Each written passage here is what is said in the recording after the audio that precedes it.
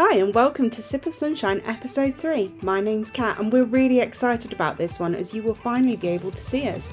Yes, we've started including video. So join me, Chrissa and Kelly as we talk through topics such as Sencos and teachers butting heads, those awful government ads flooding Facebook about school attendance, and much more. Don't forget, if you're watching the shorter version, we have the extended available on the Academy.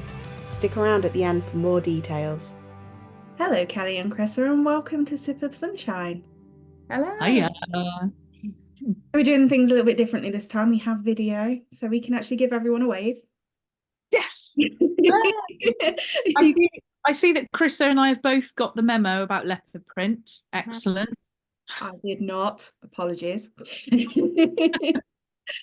And because we've had a little bit of change of format, we're also going to have a change of how things work. So we're going to discuss today a little bit more about actual topics rather than what's going on in our office and in our personal lives, because we've been inundated with quite a lot of themes recently. One of which is school fines. School fines. So obviously the school fines are increasing.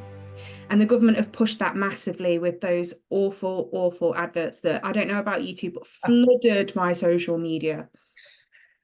Sounds a practical joke. It was like you had to check the date. Like, was it April Fool's? I know, it's ridiculous. In fact, I spammed one of the posts so much that they took the post down. It felt brilliant. If only I had the time to spam them all. But yeah, I mean, like that's exactly what our kids need. That's what fixes the problem. Let's just increase the fines. Everybody will feel shame, embarrassment, guilt, fractured relationships. They'll all be broke because we're in a cost of living crisis. But it's the perfect formula, isn't it? Just slam the parents with a little bit more of a punitive punishment. Yeah, go for it. I mean, it's particularly frustrating when you think about, particularly within the world of SEND, right? You know, adults who work with SEND children wouldn't apply punitive punishments to those SEND children because could you imagine the uproar? It would be terrible. So why are SEND families persecuted in the same way? It just doesn't make any sort of logical sense. And we're not talking, we're not talking about parents who sort of take their children out of school on many wonderful, luxurious holidays 18 times a year. We're not talking about that. We have so many inquiries from families who are absolutely desperate because they are doing everything they can to meet their child's needs. They need to protect their child from any further trauma or harm, and they're in a complete rock and a hard place. And the answer to that is not a big metaphorical stick, whacking them on the head with a fine. It doesn't make anybody any better, any happier, and it certainly won't help that child get out of the car and go to school. I was once witness to a head teacher saying to a pupil, if you don't get out of the car, the police are going to come and be very cross with mummy. Can you imagine? Sadly, I can imagine. Like that's how awful this is. About a year ago, witnessed a child literally being physically forced from their parent. I actually referred it to the local authority safeguarding team because it was painful to watch. It was awful to hear the adults talk to the child in the way that they did. But also, if a human of any age feels threatened and feels physically or emotionally or mentally threatened and attacked, they will respond in a certain way. And this particular child was, he was just absolutely bursting with emotion and swear words, all the things to defend himself, really. And the judgment from the office staff on this child, it really broke my heart. But like you said, one of the things that we talk about quite a lot in our webinars is that established school attendance difficulties. One of the criteria to understand whether it is a school attendance difficulty is, does everybody involved understand that this child is struggling to attend school? Yes.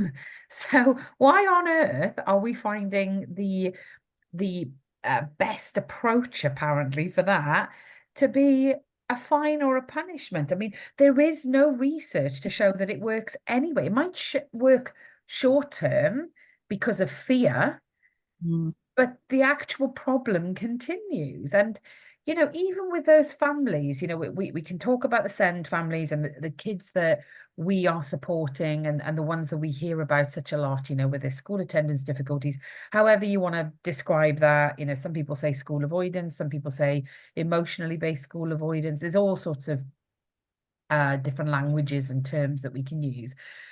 But we know a lot about that because of the nature of what we do, and we talk about it quite a lot. But Kelly, you just mentioned there, you know, there are some families that are taking their children out of school for holidays.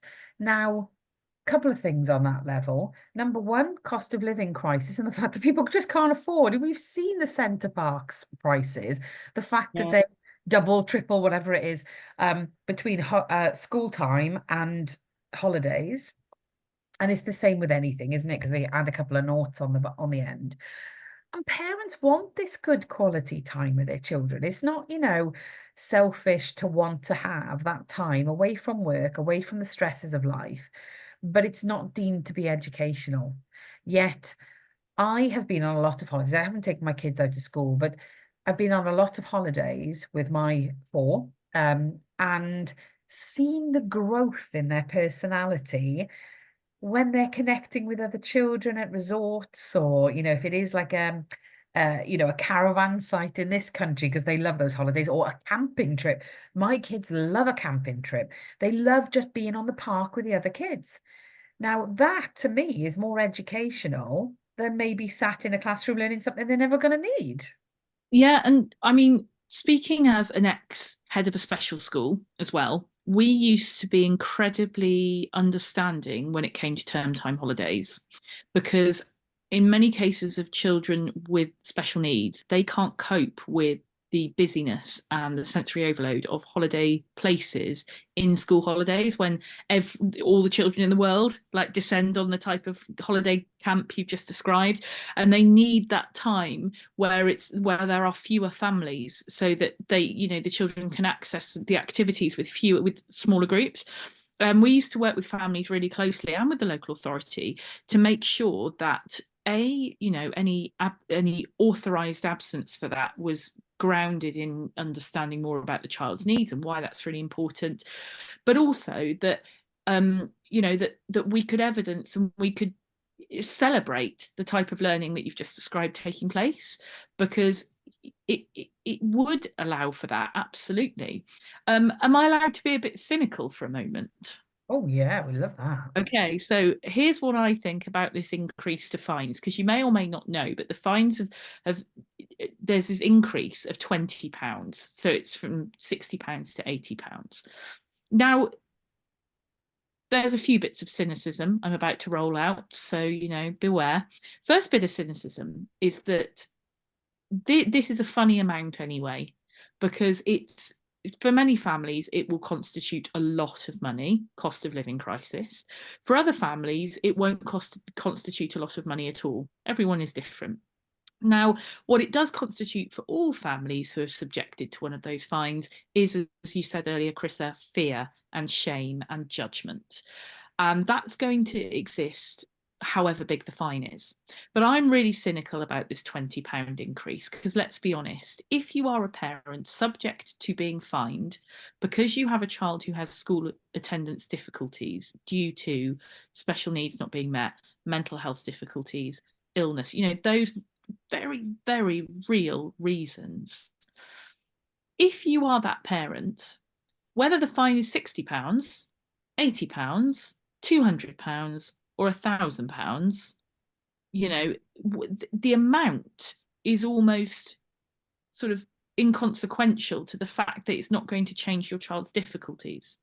So my cynicism comes from the fact that why is that increase even being applied? Because the increase, you know, isn't meant to increase the severity of the stick being beaten on your head, because it's a £20 increase, let's be honest, it's not going to make a difference. But what that does increase is income, isn't it, for where those fines are going? And that's not the right way to go about doing that. We have an incredibly underfunded SEND sort of body in this country. Every council is scrabbling around for money. This is not the way to find that money, because those families who can't get their children into school because it's not right for them to go into school when they're in crisis, that extra £20 is not going to make that child go in. It's not going to make the difference. So why is it being applied? Bit cynical. Well, you see, for me then, it feeds into, we're seeing in the press, there are these hundreds and hundreds of thousands of children that are missing from education since COVID. And also we're seeing more kids with special educational needs being excluded and told that they cannot have their needs met in mainstream school. And rather than go through the proper process, which is of course what we consult on a lot of the time, they are using these strange approaches to kind of go, look, I don't want this on my watch, just get out because we can't cope with you. Now, again, with the increase of fines, is this just not encouraging people to off-roll, deregister their children? Because we know, I mean, I was learning about this from our recent webinar. We know that we as parents opt into the education system. It's not automatic. Our children, we actually sign the paperwork, you know, all the, in fact, today we're recording this on the day that people will have found out what primary schools their children are going to and nursery schools. However, you know, we opt into that process. That's not a given. We don't have to do that. So we opt into this process. But likewise, this whole system that we're opting into is pushing out the ones they don't want. You know, these are the problem families. That's essentially what they're saying. And yes, you know, if you've got a child who cannot attend school, their needs are not being met at the provision that's either listed on their EHCP or even without an EHCP, that provision is not meeting that child's needs. So that child cannot attend. It's not that they're refusing. It's not that they're choosing not to. They cannot attend that provision. So what the government are doing is, rather than put investment into, right, can we get a bit of understanding as to what is going on for this child? How can we meet their needs? They're going, no, we're going to fine you to a point where do the fines stop? We know, because we've met parents who said, oh, I'm now being threatened with court action. In our early days of Sunshine, I met a family who were about to attend court, and they were told that they would face jail time. Both of them severely physically disabled. Their child was physically disabled, autistic, and had huge amounts of anxiety, was under a psychiatrist. There was lots of evidence. But these families are being picked on. They're being told the system doesn't want you, actually. And if you can't afford the fines, then take your kid elsewhere. Looking for expert guidance in the world of special educational needs and disabilities? Send. Sunshine Academy is your one-stop solution. Gain access to a wealth of knowledge through webinars covering topics like autism and dyslexia, along with tailored learning resources, all for just $10.99 a month. Empower yourself today with Sunshine Academy and take the first step towards a brighter future. I just think that there's so many creative ways as well that we can work with families to improve whatever attendance looks like. I've just recently started working with a school where they've got the most adorable breakfast club.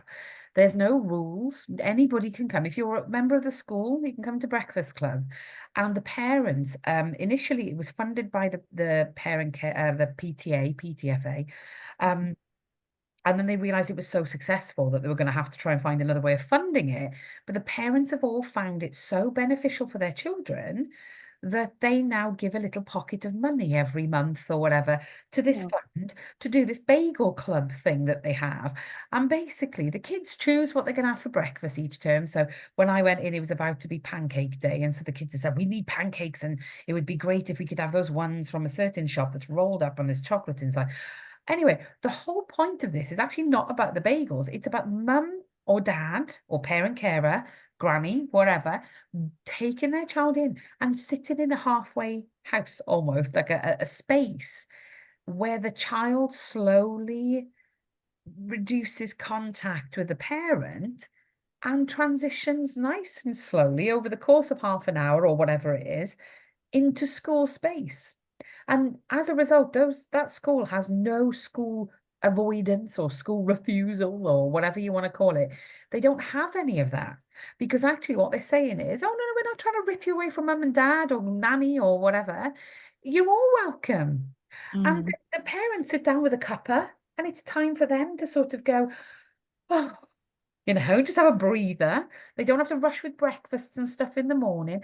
Also, there are some families we know really struggle with the cost of breakfast. You know, it can be a really expensive job. Those cereals are really costly, but actually their child wants to go into school because they want to try these bagels and they want to have chocolate-filled crepes or whatever. And mum or whoever gets to sit down with a coffee and also socializes and becomes part of the community. And we know that part of school climate, a huge part of it, is that connectedness between the community, feeling like you belong, feeling like you're welcome.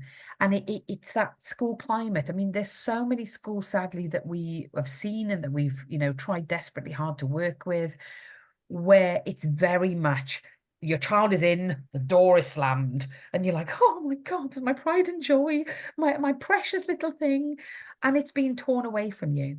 And I think that, again, that little bagel club, I say little, it's not little, it's a massive thing because it makes such an enormous impact, is funded by their community because they believe in what it achieves. The children enjoy being there, they want to go. There's the difference right there. They're sad when they don't go. So actually, we've got to completely take this back to why. Why are we struggling to get our kids inside a school building? Senco's butting heads with teachers. Okay, so let's stick with school climate then. I am going to read to you some facts that we've had highlighted to us around Senco's butting heads with teachers. Just let me pull them up. So with 1.5 million pupils now being classified as having special educational needs, 65% of Sencos feel current regulations leave them vulnerable. And the disconnect between Sencos and other leaders is palpable. Sencos cited a lack of resourcing within the school for SEND and external agencies being unwilling or unable to provide support. And we as Sencos don't feel like there is enough training available for teachers. So on that basis, I'm really interested to hear your thoughts on this, Kelly. Why is there such growing tensions between Sencos and teachers? Oh, well, it's a very big issue with lots of, it's very multifaceted. So to unpick some of the facts you just read out there, there's tension between Sencos and teachers. There's tension between Sencos and school leaders. There's tension between school leaders and local authorities. And in the middle of that are very confused and frustrated parents who have to deal with all of it. And signing up for funding politics is definitely not something your average parent thought they'd ever be doing when they had children. And even within the world of SEND, funding arguments are not for parents to have, yet increasingly they're dragged into these arguments for some of the things you just said. So if we'll tackle that one bit by bit. So we've got Sencos who are clashing with other teachers. So there can often be a little bit of a disconnect in the mind of a teacher as to what a Senco's role is. And in very, very good schools who look after their staff team, this is a lot better. But in some schools, it just doesn't happen. And where sometimes teachers who don't have a huge amount of SEND training, because when you become a teacher, when you do your teacher training, there's generally only a very minimal bit of a mandatory SEND training. It often involves, say, a week in a specialist environment or a resource provision where you observe a lot and write an essay. That's usually what it constitutes, and that's not really enough. So teachers may not have a particularly good or robust understanding of SEND past what they are personally interested in or have been part of learning about and, you know, having in their classroom. That's not to say teachers don't want that. Teachers often are absolute champions of SEND and feel frustrated they can't do more. But where teachers may not quite understand the Senco's role, a Senco is a strategy role, it's a strategic role. What a Senco doesn't or shouldn't do as part of their role is come into your classroom and solve all your SEND problems. You as the teacher are responsible for teaching special educational needs children. There's a saying that is used, perhaps overused a bit, which is we are all teachers of SEND. That is really, really, really true. And sometimes whilst teachers really want to be that, if they're facing a classroom where there are lots and lots of different needs, the demands on their time are significant. They're being pulled in lots of different directions. So senior leaders are asking them to do things to do with accountability and marking and all of these things and reports. And then you've got your Sencos asking you to do various other things for children. You are only one person and you get pulled in lots of different directions and you feel very, very stressed. And sometimes teachers' response to that is, I don't know why I'm being asked to do these things. Surely that's the Senco's job. Surely it's the Senco's job to come and teach this child who finds the environment of our classroom really challenging.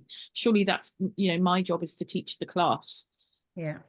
And what Sencos actually are meant to do is provide you with the tools to do that yourself and the strategies. And sometimes there's that disconnect. And then Sencos also have that disconnect with leaders who, and Sencos are coming on and saying, hey, look, I've got 18 children with the EHCPs. Our statement about our school says I'm meant to have 9. Where is this extra funding coming from? This mysterious £6,000 per child. Why have I got a child whose EHCP says that they need 25 hours one-to-one, and that child is provided with £3,500 from the local authority? There's a massive disconnect. And this is where some schools are just not, they're either not informed enough, or they are, unfortunately, and I don't use this word lightly, but a bit gaslit by other professionals saying, well, this is the status quo, this is what it is. This child is band 1, so here you are, £3,500. And actually what Sencos need more support in a lot of the time is having the strength to push back when you get a local authority giving you a plan, band 1 child, but then you go, well, hang on a second, this says that they need a full-time one-to-one inclusive of breaks and lunches. I can't employ someone on £3,500. And they don't know that they can push back with the law, and they don't know that they can push back, and say, actually, the parents could hold the local authority view to account legally for not giving us the tools to make your child's provision. And instead, because there's just so much, it's all heaped on those Sencos' heads, and they're trying to communicate this to leaders, and leaders are trying to look at their budgets. Nobody has actually got the right level of knowledge or energy or support to make those pushbacks where it counts. And in the end, all you get is like underfunded schools sort of scrabbling around. And then that's where parents come in. So that final bit of the puzzle is us saying, parents in the middle of everything. Parents who shouldn't have to have battles about funding, because it is not their role to do so, are being dragged into the funding because they're holding the Sencos to account. Like, my child's meant to have 25 hours of one-to-one. They do not have that. They share it with another pupil. When the other pupil needs it, my child's left without somebody, and surely their plan says that they should have someone all the time. And the Senco goes, well, we don't have the funding. And then the parent goes, but how is that even allowed? Like, if it's a plan, I've watched this really comprehensive Sunshine Support webinar that tells us that, the plan says this, therefore they should get it. Well, our local authority doesn't work like that. They give us this band 1 funding, and they say that you can only get band 3 funding if you're in a special school. But no, that's not allowed. That's not legal. There are amazing teachers, leaders, Sencos, heads, deputies, whoever out there. They exist. I am so fortunate in my job as head of advocacy at Sunshine to work with families who go to those types of schools. I've in my consultancy role at Sunshine as well, I've worked with, as you say, that big multi-academy trust who are incredibly forward-thinking about SEND, as well as so many other smaller schools, other trusts and things. But the flip side of that is I've also gone into so many meetings where I've just been baffled by the level of rigidity because it doesn't help anyone. And they're like, look, on this extra brain, you can tell you how to get more funding for the child, and you're shutting us down. Yeah. And we wonder why parents are so frustrated. Anyway, Kat, sorry, we've given you another £5 rather than 2p there. Who would have guessed that we'd be like that? Why have you put us on a podcast together?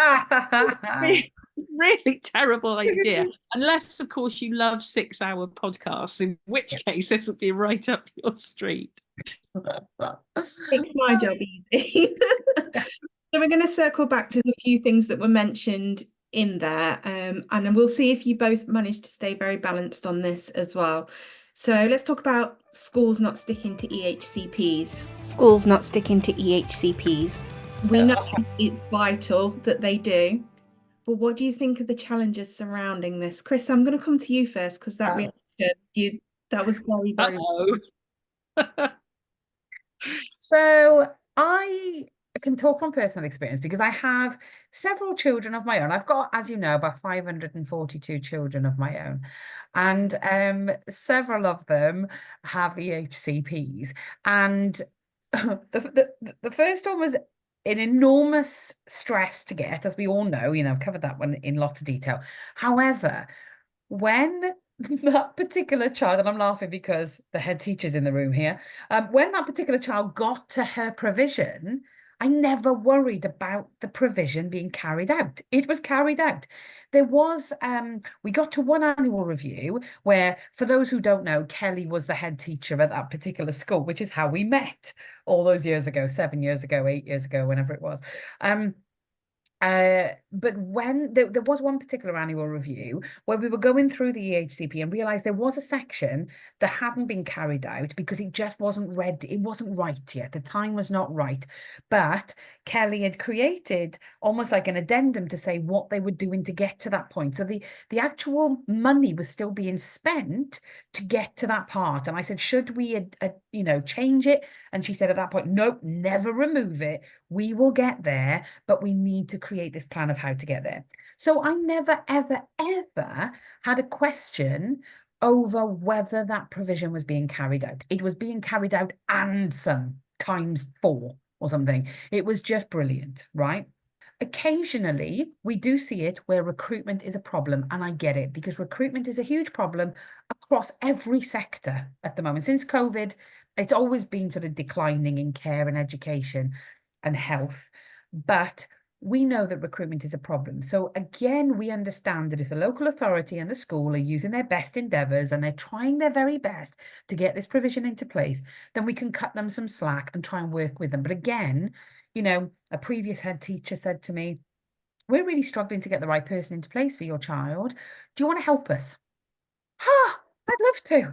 Right, let's go through the job spec. Let's see what's important from this, because we're saying all these 10 things need to be there. But what do you think? Because the local authority thinks this, we think this. What do you think? You're the expert. How amazing to be able to work like that in a transparent way with a professional. I just think it's absolutely...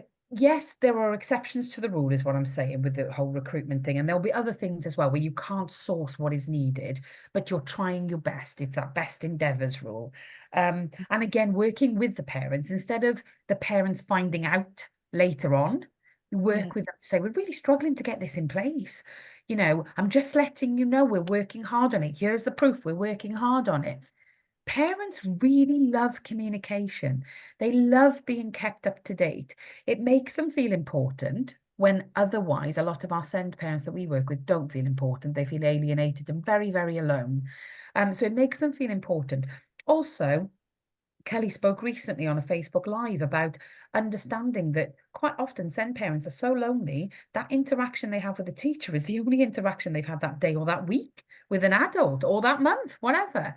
So actually having that interaction to say, this is important to us, your child is important to us, means the world. What the parent doesn't want to find is an annual review, a year after something was agreed, they've now discovered the past year that child's not been receiving that provision. And we need to remember as well, and I am on my high horse and I'm not sorry for it, but we need to remember that a lot of our children with SEND are not verbal. And it might be that they can speak, but they can't recall what's happened in the day. So we can't rely on our kids to tell us whether a provision is being carried out. Looking for expert guidance in the world of special educational needs and disabilities? Send. Sunshine Academy is your one-stop solution. Gain access to a wealth of knowledge through webinars covering topics like autism and dyslexia, along with tailored learning resources, all for just $10.99 a month. Empower yourself today with Sunshine Academy and take the first step towards a brighter future. So for me, this falls into two categories: the forgivable and understandable, and the non-negotiable, not forgivable. Now, you touched on a few of those in what you just said, Chrissa. So one of the not negotiable, non-forgivable things is when a plan isn't circulated properly, because that requires nothing other than leadership prioritizing send. So you may or may not know, but teachers have something called directed time, which is a certain number of hours across the whole educational year where the leaders can tell them what to do with their time in addition to the time that is spent teaching lessons. So usually directed time is used for things like parents' evenings or training. What I always advise school leaders to do when I am being part of a child starting at a new school, because that's one of the things we do a lot as an advocate here at Sunshine, is help with that transition and be an extra brain to support schools prep for that, is I say, head teacher, give your staff directed time to read this person's plan, to have an hour little workshop session around the plan where the teachers are given specific directed time to put their heads together of how they can ensure consistency of approach. If you just put that plan in an email and send it out, I would put money on the fact that at least 50% of the recipients of that email won't read that plan. Some will say, well, I just want to make the judgment on the child in front of me. And whilst that sounds very noble and often comes from a place of good intention, you absolutely can do that whilst also having the necessary information about that child's special educational needs, so as not to accidentally trigger them because you don't realise that they hate talking about a particular topic or something because you haven't read the plan. So there has to be a good balance on reading a plan and judging the child in front of you. So for me, that isn't an excuse, but it again comes from leadership. So staff have to be given directed time to properly digest that plan. Fitting it into the school's timetable then becomes challenging when you've got lots of plans, but there are clever ways of doing it, you know, combined making send-centric training where teachers are just given time. They're not given slides to look at or anything like that. They're just given quality time with one another to go, hey, this child with the EHCP, I only see them for like 2 lessons a week and then they move around the school. Oh, you do that with that child that works? I didn't even know that will work. I'm going to try it in my lesson. And just that time to share that is really key. That for me, non-negotiable, is time to properly digest it with your colleagues.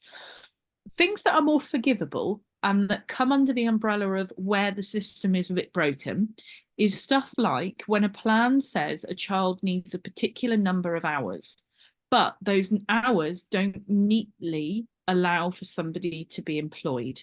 So I'm thinking of those plans that say about 12 hours of direct adult support.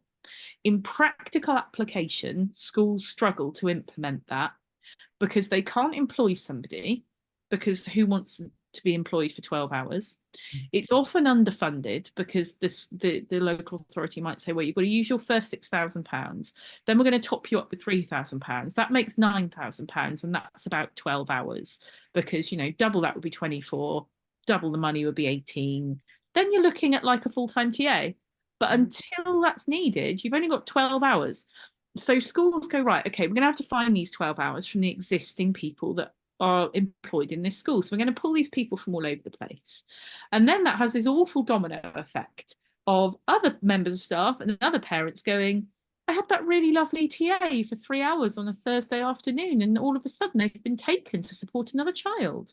And then you've got the domino effect of parents, you know, of that particular child going, this is a really lovely TA. Why can't they have them for all 12 hours? And then, you know, you're in this sort of stuck position. So as a school leader who's had to try to strategize the mobilization of staff, that can be very hard. But, and here's the but, the word but is great because everything after the word but negates the stuff from before. I am aware of that. This is true, okay? But if it says 12 hours of one-to-one support on that plan, it has to be achieved legally. So everything I've said about it being a challenge still applies, but so does the fact that they've got to have that 12 hours. And then this is where schools find it really hard because they're just like, I don't know how to make this work without employing somebody, but I can't employ anyone. And schools also have a fear that if they employ somebody, someone's plan will change at the drop of a hat, and then they'll have an employed member of staff they can't get rid of that's no longer funded. That's another really big one that schools really struggle to get their head around. But this is where, I guess, I love my job, because I always say to schools when I go in and help them, look, I'm not here to tell you how to do your job. I'm here to be an extra brain. And I've been incredibly fortunate in my career to have been in schools where forward thinking is key. So I've not always been at SEND. So I did the first sort of 6 years of my career. I became teacher in 2005 and didn't move into special education till 2011. So I was a head of English in a big academy, or became an academy when I was there, and then moved across to special education in 2011. And since, in both settings, SEND was really a big deal, especially in the special educational sector from 2011 that I've been in.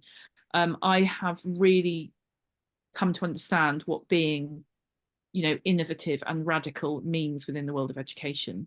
And we have to take some risks, some calculated risks. It goes back to my whole educational philosophy about being a cycle breaker. We've got to do things differently. And this is why I love my job, because when I go into those schools to support parents and I come across a really receptive, open-minded teaching team, Senco, leadership, all of a sudden, loads of stuff becomes possible, and I can use that extra brain resource that I am, that a parent has brought me in, to be like, oh hey, how about I sit down with you and I go through this, because I think we can move this around and I think we make this work.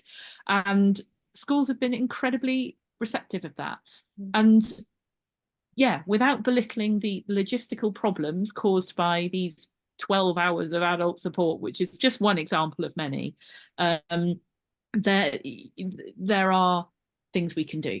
So that falls under the understandable umbrella, where you've got those other non-negotiable, unforgivable things. I think there's a theme. There's always a theme of transparency and that co-production. We call it co-production. It's working together. It's teamwork.